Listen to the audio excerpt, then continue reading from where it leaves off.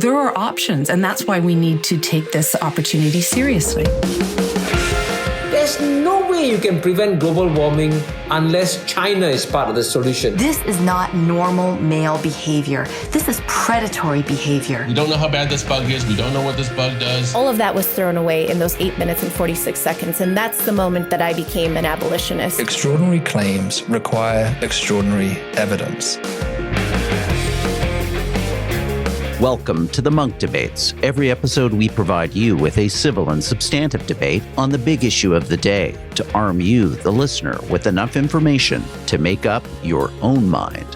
Today's debate, be it resolved, autonomous weapons will make warfare more humane.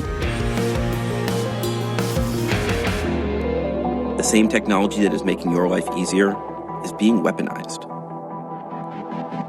That feature that unlocks your phone with your face, here it is attached to a self-firing machine gun. That drone advertised to get awesome snowboarding shots, here's one that doesn't require a pilot. This ad shows it with a high explosive warhead. It hangs out in the sky until it finds an enemy radar system, then crashes headfirst into it. Oh, and that driverless car you thought was so cool? Well, here it is in tank form at a Russian arms fair. People say we'll never give control over lethal strike to artificial intelligence. And I say that's wrong. We absolutely will. Because at a certain point, you can't respond fast enough unless you do that.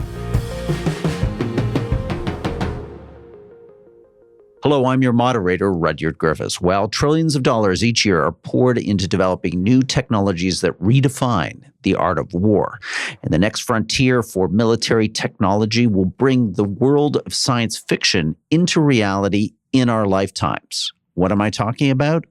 Fully autonomous weapons. Supporters of autonomous weapons argue that they are imperative to developing artificial intelligences that can make battlefield decisions at extraordinary speed with extraordinary accuracy. They argue that these new forms of technology can limit civilian casualties, avoid human error, and pave the way for a more humane era of human conflict. President Biden met face-to-face, virtually, with the Chinese president for the first time last night. But there's new concern at the Pentagon about China's military buildup, including development of a hypersonic missile. But there's another camp that feels that the risk of these weapons far outweighs any benefits they might confer. This group argues that the human cost of war is what has always served as a deterrent to conflict. And without that deterrent, war will become more common and more brutal. Autonomous weapons will make it easier and cheaper to kill people. The only answer as a result is a ban on autonomous weapons now and forever. On this installment of the Munk Debates, we aim to discover what the future of warfare may bring by debating the motion, be it resolved, autonomous weapons will make war more humane. Arguing for the motion is Bob Work, the 32nd United States Deputy Secretary of Defense, who worked under both the Obama and Trump administrations from 2014 to 2017. Arguing against the motion is Peter Asaro, Director of the Graduate Program and Associate Professor of Media Studies at the New School. Peter has a special focus on autonomous weapons from the perspective of just war theory and human rights. Bob, Peter, welcome to the Munk Debates. Thanks for having me, Rudyard. Yeah, it's great to be here, Rudyard. Very topical, fascinating debate for us to weigh in on today on this program. We always love conversations like this that connect different preoccupations we all have, from technology to geopolitics to what is the future? What will this world in the 21st century look like? And we've got an opportunity to line up all those dots with a great resolution today. Be it resolved, autonomous weapons will make warfare more humane. Bob, you're arguing in favor of the motion, so let me put a couple minutes on our show clock and turn the program over to you. Thank you. Well, I'd actually argue that autonomous weapons have already made warfare more humane. Up until World War II, warfare could be described in broad brush as unguided weapons warfare. And what I mean by that is almost every projectile or bomb or torpedo or missile that was fired, dropped, or propelled missed their targets. In 1943-1944, over Nazi Germany, the U.S. Air Force CEP for bombing a target in Germany was 3,300 feet. Now, if you think about that for a second, that means that when the U.S. Air Force put 1,000 bombers over Schweinfurt, for example, and each bomber dropped 10 500-pound bombs, 10,000 bombs would come raining down out of the sky, and only 50% of them, 5,000, would fall within 3,300 feet of the target, and the other 50% would fall beyond 3,300 feet. So if you were living near the factory that was being bombed, you were as likely to be bombed as the factory itself.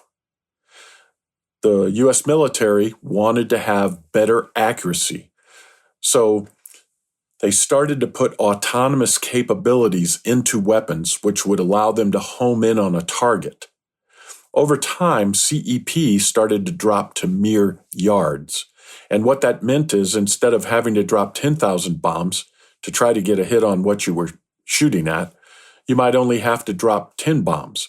And that reduced collateral damage to an enormous amount. All you have to do is look at the pictures of World War II and see the damage that was surrounding targets that we would go after. So the point here is we've been using autonomous weapons for 8 decades. They have proven in combat to be reliable, safe, and we've used them consistent with international humanitarian law. Now what the Department of Defense wants to do is go after the next set of things that causes the most problem, and that is target misidentification. That causes 50% of what the department calls unintended engagements. So the thinking is that using AI, you're going to improve on this, and you will not have these accidents that you might otherwise have. So that is why I think very strongly that autonomy has made warfare more humane already and will make it even more so in the future. Thank you, Bob. Fascinating opening statement. There are so many issues and ideas that you're raising. I'm really looking forward to unpacking them all with you as we continue with this debate. Our next step is an opening statement from Peter, arguing against our motion, be it resolved, autonomous weapons make warfare more humane. Peter, let's get your opening remarks. Sure. I think on the face of it, the proposition or the resolution is contradictory. The idea of removing humans and human responsibility from warfare, somehow making warfare more humane, just seems like a contradiction to me. And I think the real question is not one of precision or how do we get a weapon to a target. I think what's fundamentally changing when we're talking about autonomous weapons versus the history of guided and precision-guided munitions is the selection of the target. And whether there's a human being or a group of human beings who are choosing what is a valid military target. Is that a lawful target? Is that a morally acceptable target under the laws of war and human morality?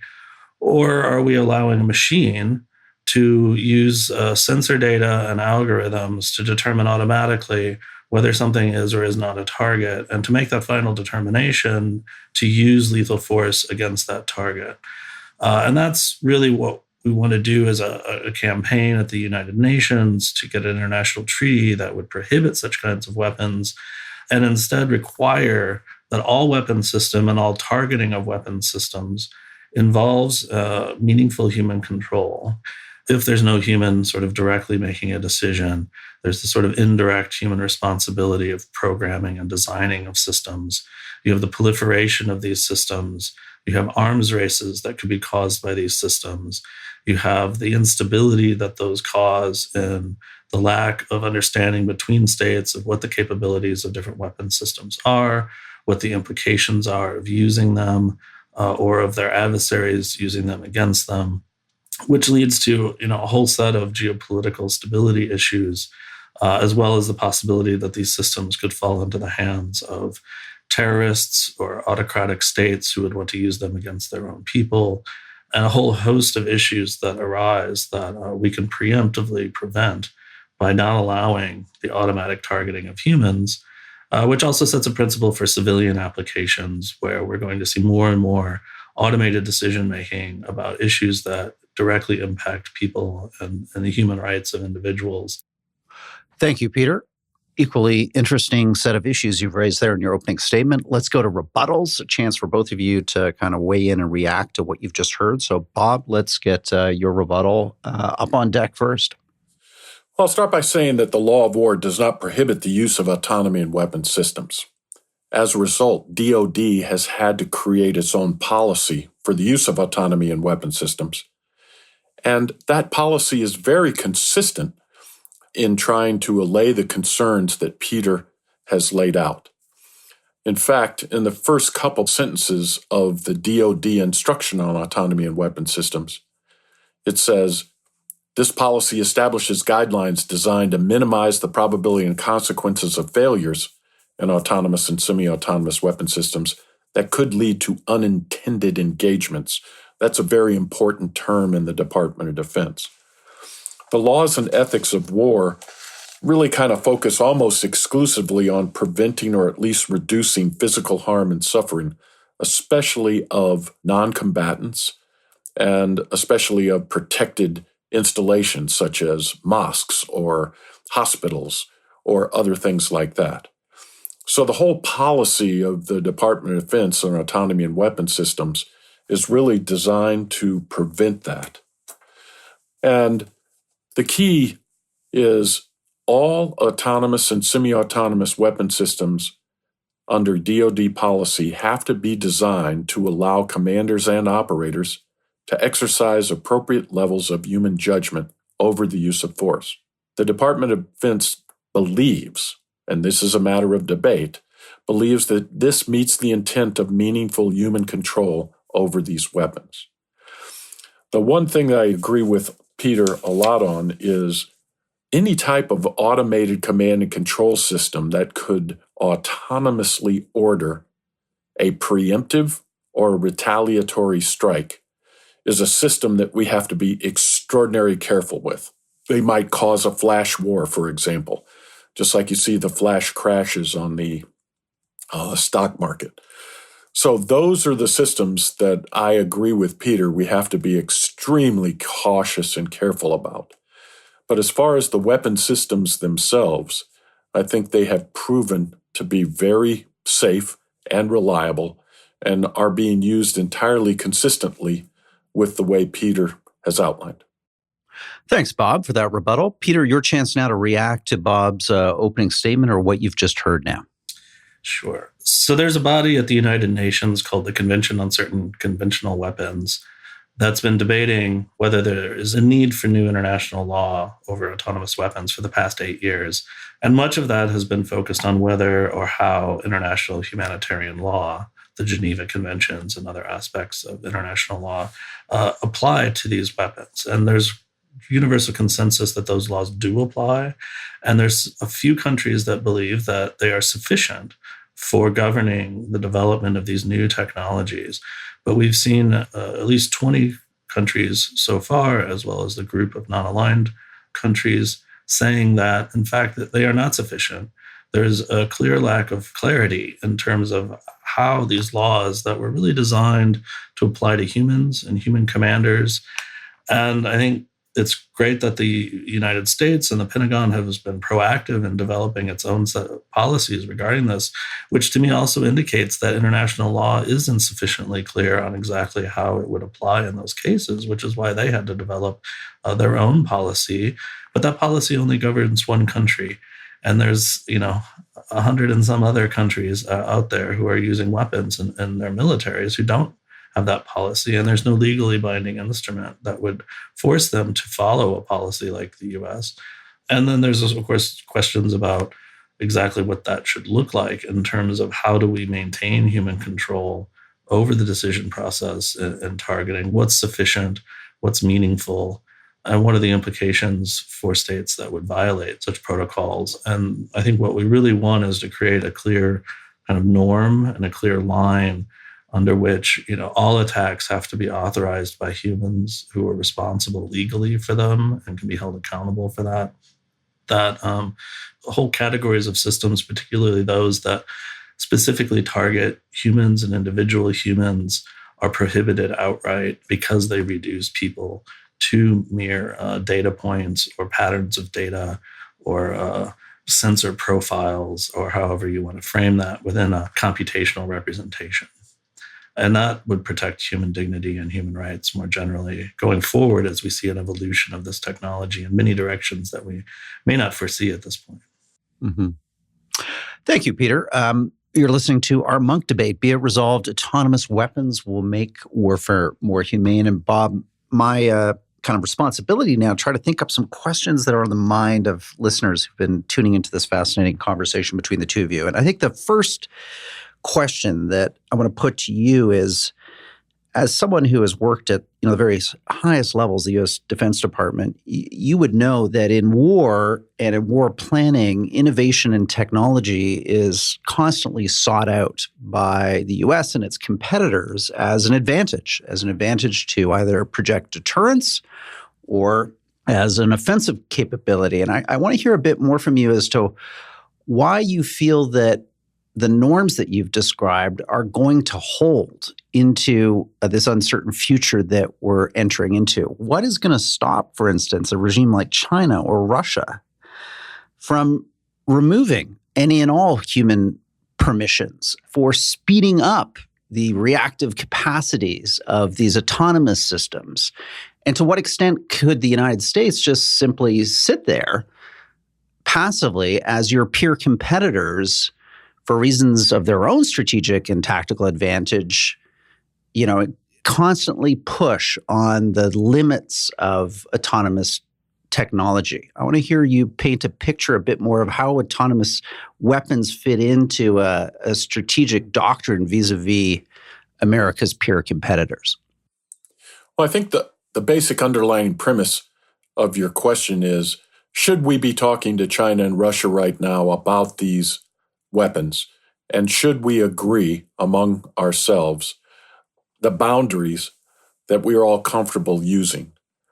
I think the first place to start, for example, would be, let's all agree that no autonomous weapon system touches nuclear weapons. Let's just all agree to that.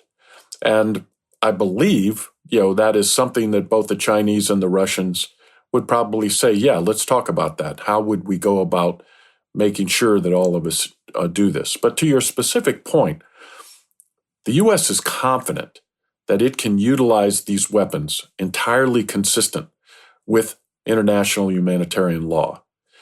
It's established policies, it established principles. I think it is leading the world in thinking about how we're going to use these weapons. But as you point out, if we got into a war and it became evident that China or Russia or another competitor were using completely autonomous weapon systems and they were providing our adversaries with an advantage on the battlefield, what would we do then? Would we stick with our principles, or would we say, look, we can't afford not to follow their lead because it's given them an advantage in battle that we cannot tolerate? This is a debate that's going on inside the Department of Defense from the very beginning in 2012 when we started thinking about these weapons. So it's important that we engage with all of our competitors. And the only thing that the U.S. disagrees with, Peter, really is we should not have a preemptive ban. We've been using autonomous weapons for 80 years. And if whatever ban that came about prevented us from using the weapons that we have in the system right now, the only alternative would be to go back to unguided weapons, which we know are more destructive, cause more harm, cause more damage, and I just couldn't conceive of that future. So, in my view, the Department of Defense is absolutely certain it can do this consistent with international humanitarian law, but I think the Department of Defense is willing to talk with anybody about how we should approach the problem. So, Peter, let's get you to kick the can a bit further down the road for us here. I mean, what Bob is describing here is, there's going to be deterrence. Just as there was deterrence with nuclear weapons and other forms of weapons, there's going to be deterrence that will modify competitors' behavior when it comes to using this technology, because everything they might do in terms of taking, human permission out of targeting decisions or, rapid strike capacity, well, the United States could do that also.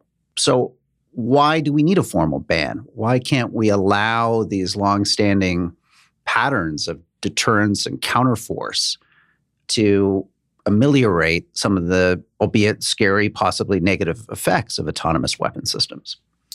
So I think there's two good reasons for thinking about a ban as being in the mutual interest of both great powers and all the countries of the world. And I think the first of those is the logic of the arms race itself, which is, well, we may not necessarily want to build this or use this, but if our adversaries do, then we have to be prepared to, and well, we might as well get started right now. And of course, they're using that same logic, and that drives states to spend lots of resources building weapon systems that they may not feel morally or legally comfortable with. And of course, it's a drain on resources that could be spent elsewhere for other things. And you avoid that sort of arms race by having these kinds of treaties in place. And I think the other thing that's somewhat interesting about Bob's comments there was, we should all agree, and it seems obvious that we wouldn't want autonomous control of nuclear weapons. And we shouldn't have nuclear weapons at all, perhaps. And I believe that for sure.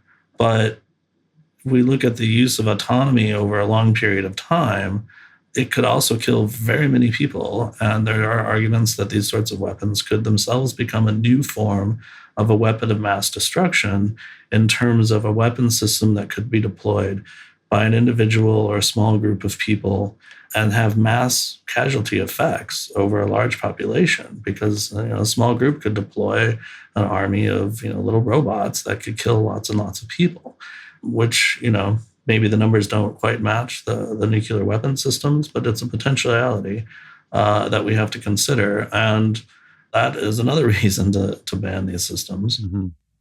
Well, let me just come to Bob on that point, because you raised an interesting one that it was certainly on my mind, is that, Bob, is there a risk here that these weapons they lower the cost of war and therefore they remove a deterrent? And I specifically think of domestic political opinion and how political actors in democratic or authoritarian regimes are often limited by the destabilizing effects of mass casualties. And if we remove the human cost of war and push this over to, in a sense, robots fighting each other, why doesn't that increase the likelihood of war going forward? And that in itself, raises all these bigger, serious kind of existential risks of escalation of human calamity. Well, there's no evidence right now that anybody is really pursuing the type of autonomous weapons that I think many of the viewers, our listeners, might be thinking about. The Department of Defense distinguishes between semi-autonomous weapons and autonomous weapons. And a semi-autonomous weapon is when the human chooses the target and then lets the weapon fly. And these are known as fire and forget weapons. So the human has selected the target. The missile is simply completing the kill chain. The missile isn't deciding that it's going to shoot down a particular airplane or a submarine or whatever. It's just doing the bidding of the human, which, in my view, meets the criteria for meaningful human control. So in other words, a semi-autonomous weapon, the human chooses the target and then turns on the weapon. An autonomous weapon is when you turn on the weapon and it chooses the target. The U.S. really has had, in my view, one weapon like that. It was called the Captor Torpedo. And what you would do is you would lay this torpedo, it was a mine, on the seabed. And it had an upward-looking sonar, which is a sensor that detects sound. And what it would do is it would listen at the time for Soviet submarines. And if the Soviet submarine came within the cone of the sonar and it met the sonar signature that was in the automated target library, the machine by itself would fire the torpedo and it would home in on the submarine and kill it. That is no longer in service. And the way we used it is we would have told our allies where we laid our minefields so their submarines wouldn't be anywhere near it. There were no civilian targets in the area undersea. It would reject surface ships, so you wouldn't have to worry about it going after a merchant ship. And so you were able to limit the chance of an unintended engagement to an extraordinarily low probability. The only other one we had was a little missile called LOCAST that was supposed to go out and look for missile launchers. And if it found the missile launchers, it could attack them on their own. But even then, the human said, I believe there are missile launchers in this area. I have satisfied myself there are no allies operating in the area. The number of civilians in the operating area are extremely low. And so you let this fly. But even then, the U.S. decided not to deploy the weapon because they were afraid of an unintended engagement. The reason why I'm telling you this, Rudya, is the Department of Defense has been extraordinarily capable. Careful. Extraordinarily careful about pursuing true autonomous weapons. And there's no real record that the Russians and the Chinese are pursuing these type weapons. Most of the things we have seen have been semi-autonomous, where a commander chooses the target and the missile or the torpedo or whatever it is just completes the engagement. I think of it in terms of a K-9 patrolman. The K-9 patrolman is out, he sees a bad guy, the dog alerts, and the handler tells the dog to go after the bad guy. And he releases the dog. The dog does it all on his own from that point on. Okay, let's hear Peter come back, because this is an interesting distinction in this debate. I'm just curious if Peter's willing to acknowledge it. Are we debating today that fully autonomous weapons are inhumane? Or, Peter, do you feel that semi-autonomous weapons, Lassie on a leash, so to speak, is also something that you would like to see banned through this UN convention or in terms of our attitudes about conflict and war? Yeah, well, I think Bob has given a very good argument for semi-autonomous weapons, but there are autonomous weapons and the possibility of autonomous weapons. Those are the thing we're trying to ban, and it's because of those dangers. Certainly semi-autonomous weapons have been in use, as we said, with guided munitions. I think there's also a strong argument to be made that missile defense systems are doing a form of automatic targeting because they're selecting incoming missiles faster than a human operator would be capable of doing that when you're talking about a barrage of missiles. In the case of, say, Israel's Iron Dome system or the U.S. Phalanx or CIWS systems. But there's meaningful human control and the supervision of those kinds of weapons. And as Bob points out, like the use of those weapons is in highly limited, highly constrained spaces where you can, very well define what's happening and limit these probabilities and risks at a very great degree.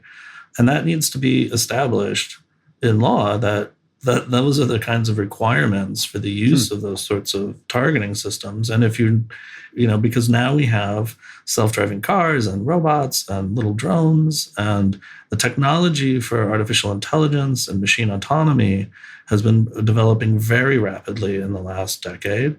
And the promise and possibility of these technologies, and you talk to defense contractors and weapons manufacturers, and they're very excited to build all these new things. And I think, the long-standing logic of the Pentagon that is very hesitant to use these kinds of full autonomous systems is the right sort of approach. And the risk is that being seduced by these new technologies and thinking that, well, we can just automate this. We can just eliminate the human decision from this process. And these systems are going to perform great because this technology is great.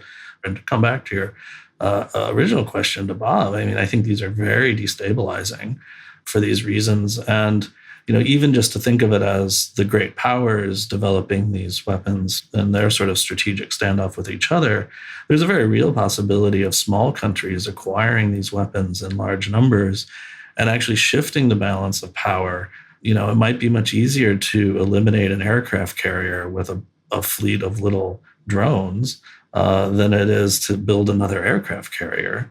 So, the whole kind of geopolitical stability that we have with the kind of military strategy at the moment could be radically shifted, including, nuclear stability, where you have little submarines chasing after nuclear submarines that could, eliminate this kind of nuclear triad of defense mechanisms that the US and Russia are using to sort of keep each other in check.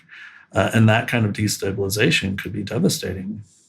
So, Bob, let's talk about destabilization, because that's an interesting part of our resolution today. Be it resolved, autonomous weapons will make warfare more humane. I think it'd be interesting for the audience to hear a bit more as to maybe, I don't characterize it as optimism, but your considered opinion that the escalation and proliferation of these technologies will happen in a more orderly and mutually kind of negotiated way. Because I think, Bob, you can correct me if I'm wrong, but I believe recently there was the use of an autonomous drone. Was it in Libya, a Turkish drone to attack a convoy? Yes. So, this technology is out there right now. Groups who are anything but great powers are using it. Doesn't that suggest kind of that the genie is out of the bottle and we're going to be playing catch up? Well, the genie is out of the bottle. As I said, these types of weapons have been around for 8 decades. More and different types of the weapons are being developed. And so you can buy these commercially from Turkey or China. So they are going to be in use, and they have been used. And unfortunately, there are always going to be bad actors who use any type of technology in ways that are malign or dangerous to other people. And, that is something we all have to be a guard on. But the bottom line is the record up to this date is that most autonomous weapons are either semi-autonomous, the operator chooses the target and then lets the weapon fly, and what Peter described is what the Department of Defense refers to as a human-supervised autonomous weapon. It has an automatic mode that you flip the switch, and it does it all on its own. But the commander is watching the machine like a hawk, and if the machine starts acting in a way that it shouldn't be, then the commander just has to hit the off button. So, as I said, one of the difficulties, Rudya, and I think Peter would agree with this, is there is no agreed upon definition for what we are trying to ban. What I hear many times when debating my colleagues on these is they're describing a weapon that operates outside of the human command and control loop. They're unsupervised in their battlefield operations, and they can independently self-target. Now, I will tell you that there is not a commander in the Department of Defense who would, I believe, I can't say that. That's a little too much. But very few commanders are going to want to have a weapon like that, because under DoD policy, it's the commander who releases the weapon that is responsible for IHL problems. What's IHL? International Humanitarian Law. In other words, if a commander uses an autonomous weapon and the autonomous weapon does something and creates an inadvertent engagement, attacks a restricted area or something like that, DoD policy is very straightforward. You can't hold the weapon responsible, you hold the commander responsible. So the Department of Defense is very, very careful about this. And as I said, they're absolutely confident. And what they wouldn't want to have happen is the weapons that we have been using successfully and safely and reliably for 8 decades get swept up into the ban. And then what do you do then? Well, the only option that you have at that point is to go back to unguided weapons, which I think would be a travesty. It would be an inhumane decision to do that. Hi, Rudyard Griffiths here, your host and moderator. I have a favor to ask you. Please consider becoming a Munk member. Membership is free and you get access to a series of great benefits, including a 10-plus year library of some of our best debates, dialogues, and podcasts. You also get a free monthly newsletter featuring the debates that we're watching around the world.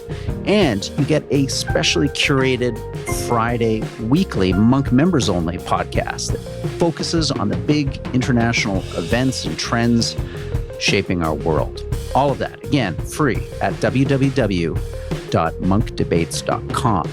I hope you'll consider joining and becoming part of our community. Now, back to our program.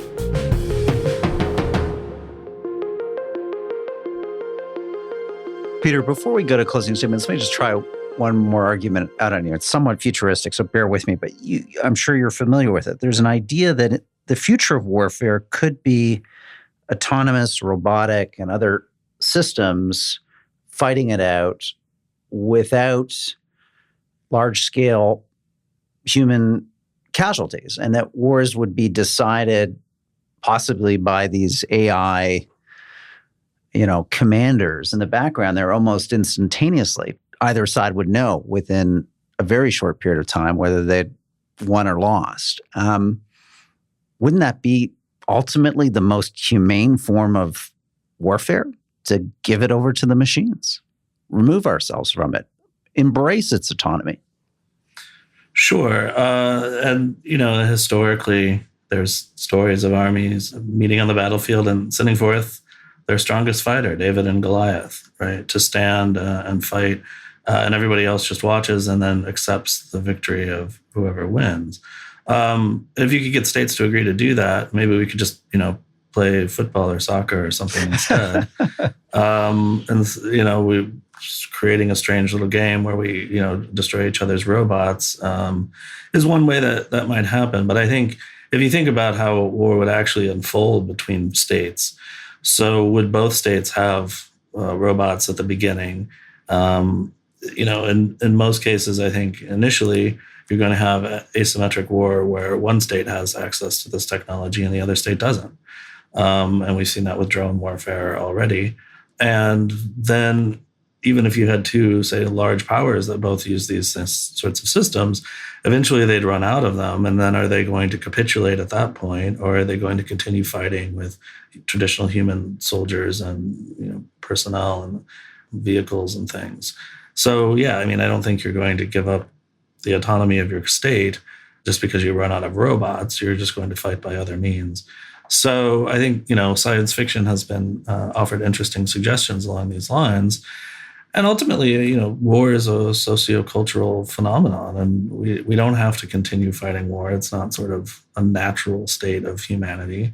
It's something we choose to do, and it's something that expresses our cultural beliefs about power in the world and these sorts of things. And we could fight it in different ways, and we have the opportunity. These systems aren't inevitable. We have banned other kinds of weapon systems. 100 years ago, chemical weapons were the hot new technology that were going to make warfare incredibly clean and humane and no more blood and guts. We'll just gas each other. And then we saw in World War I the consequences of that, and we saw that it wasn't humane at all, and we banned it. So I think we can do the same thing with these sorts of weapons.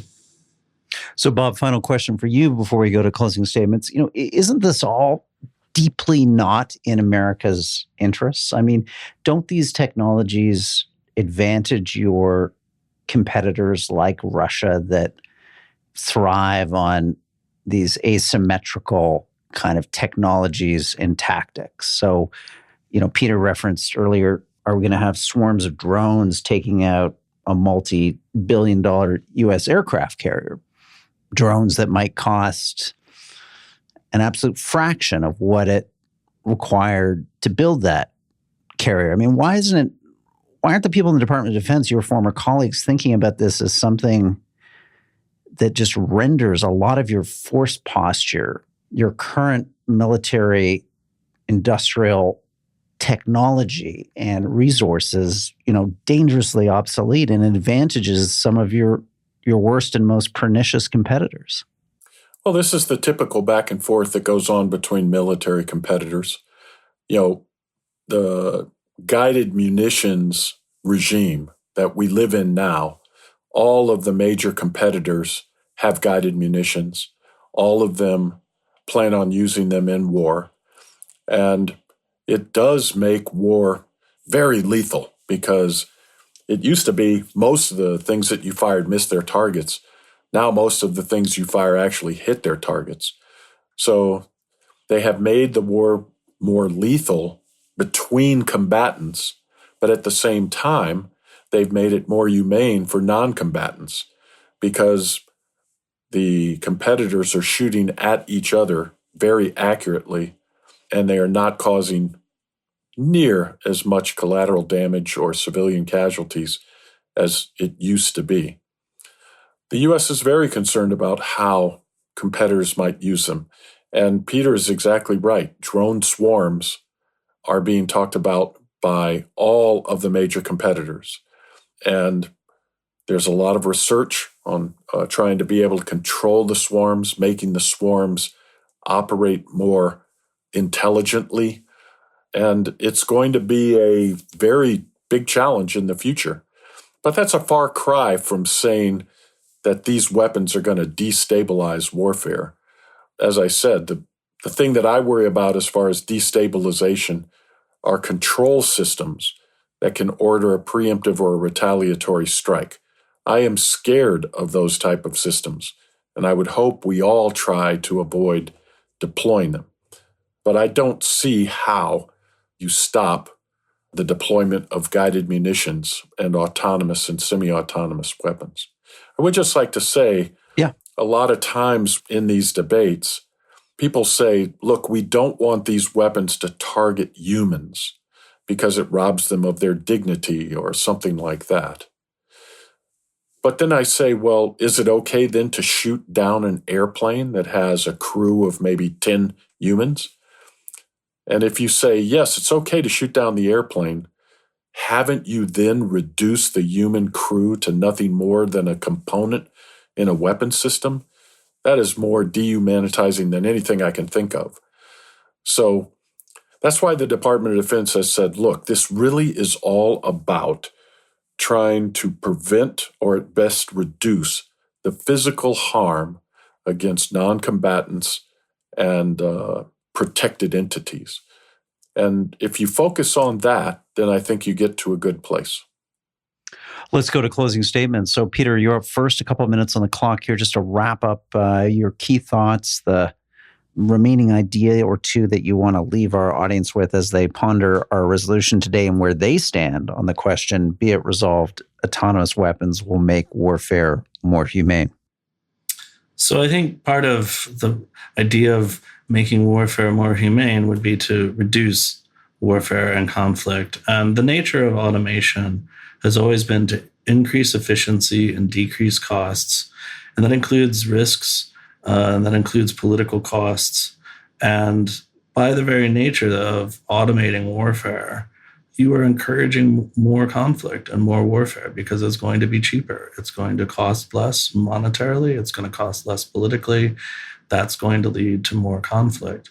The thing that generally avoids conflict is being able to negotiate, being able to reach mutual understanding and agreement, being able, even with our adversaries, to reach, military stability. And what all of these technologies also do is add a great deal of unpredictability and uncertainty, unforeseeability in how they're going to operate in the real world, how they're going to operate when they engage other autonomous systems, which is intrinsically unpredictable. And when we reach a crisis situation and military and political leaders have to decide, well, are they going to use this technology? Are they not? Is that technology going to be effective or not? We're just increasing all of this uncertainty, and all of that is going to contribute to greater uncertainty, a greater crisis, and greater potentials for the use of force and military action. And of course, technology is constantly promising this clean, efficient, precise sort of warfare that makes it politically more desirable than, say, a political negotiation to resolve a crisis. And all of that points away from humanity to me. And I think what we want to do is encourage the political discourse, encourage non-military interventions to solve these sorts of crises, and lowering the risks of conflict and the risk within conflict to civilians and civilian infrastructure. And to reiterate the point about cybersecurity, we were already seeing, of course, cyber warfare and attacks on information systems becoming more and more sophisticated and more dangerous. And now we're talking about giving control over the lethality of our weapon systems to those same computer and information systems that are susceptible to those sorts of attacks, which just seems to introduce a whole nother sort of realm of risk. And so you just don't want those kinds of systems to be readily available in the marketplace. And I think altogether, those arguments point to trying to preserve human rights and human dignity by prohibiting these systems, and that's the most humane path forward. Thank you. The excellent closing statements. So, Bob, as per debate convention, we're going to give you the last word in our discussion today on Be It Resolved, Autonomous Weapons Will Make Warfare More Humane. Wrap up this debate for us. There's two ways in which autonomous weapons can make warfare more humane. One we can already see in a very vivid way. Because autonomous weapons, semi-autonomous weapons, fire and forget weapons are so much more accurate than the unguided weapons that they replaced. The number of weapons that you have to fire at a target are far fewer. The accuracy of those weapons is far higher. It means that you can have smaller warheads to achieve the same effects on the target. And all of these things, at least in the American way of war, has dramatically reduced collateral damage and unintended engagements of civilians. We haven't eliminated them entirely by any stretch of the imagination. Unfortunately, accidents will occur in war, and they will continue to, no matter whether or not we have machines or not. The second way to make it more humane now is to get better at identifying targets.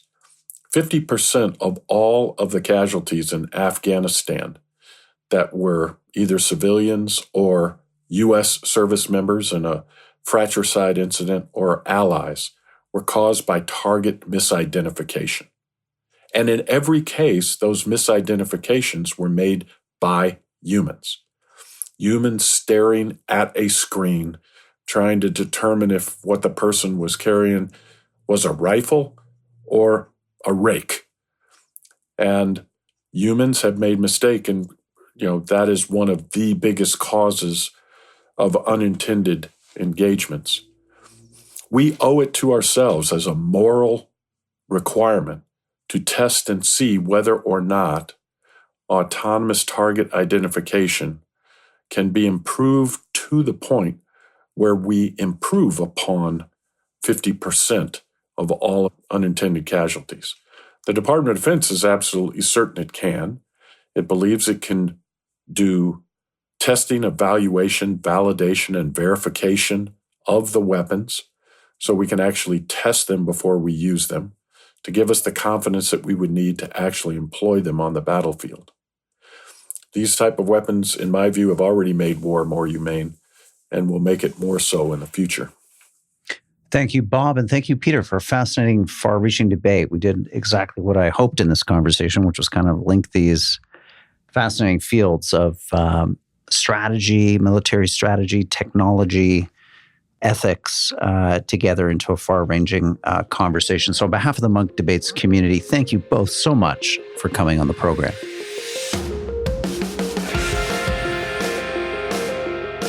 Well, that wraps up today's debate. I want to thank our participants, Bob Work and Peter Asaro, for participating in a terrific, mind-expanding debate. If you've got feedback or reflections on what you've just heard, please send us an email to podcast@munkdebates.com.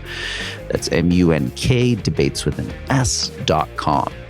Also, a reminder that our members-only podcast comes out each Friday, analyzing the big issues and trends in international events, and that is yours free as part of our complimentary basic membership at the Munk Debates. You can access your basic membership right now at www.monkdebates.com. Thank you for lending your time and attention to our efforts to bring back the art of public debate, one conversation at a time. I'm your host and moderator, Rudyard Griffiths. The Munk Debates are produced by Antica Productions and supported by the Munk Foundation. Jacob Lewis is the producer. Abi Roheja is the associate producer. The Munk Debates podcast is mixed by Reza Daya, and the president of Antica Productions is Stuart Cox. Be sure to download and subscribe wherever you get your podcasts. And if you like us, feel free to give us a 5-star rating. Thank you again for listening.